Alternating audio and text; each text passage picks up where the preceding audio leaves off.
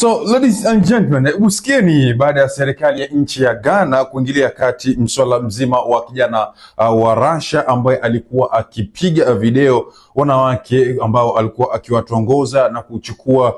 nafasi yake ya uzungu aliyokuwa nao na kuwapeleka kwenye marumu. Baadaye mwisho wa siku aliporudi zake kule Russia akaweza kusambaza zile video kote nchini ama kote kwenye mitandao. Serikali ya Ghana ilichukua hatua na kutangaza rasmi kupitia ubalozi wa Russia ya kwamba wanamtafuta huyu jamaa, endapo watampata Russia ama watampata nchi yote ile aweze kurudishwa pale nchi ya Ghana, ili mradi afunguliwe mashtaki rasmi ambapo atahitajika asimame kwenye koti na kujibu yale mashtaka ambayo atakuwa ameshtakiwa. Na baadhi ya mashtaki ambayo amewekewa ni ya kwamba haruhusiwi ama hairuhusiwi ndani ya Ghana kumrekodi mtu video pasi yeye mwenyewe kukubali, na baadaye ya kwamba ushamrekodi pia vile vile hairuhusiwi kupublish video yake mahali popote pasi yeye mwenyewe kukubali. Na ambavyo huyu Mrasha alifanya makosa baada ya kwamba amewarekodi wanawake takriban 23 ambao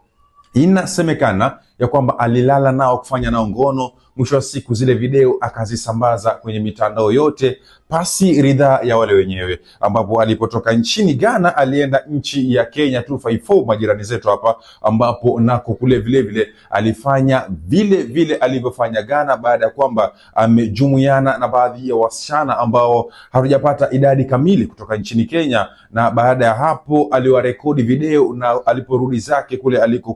alikotoka Russia, video zote zile akaziachilia kwenye mitandao. Na leo basi serikali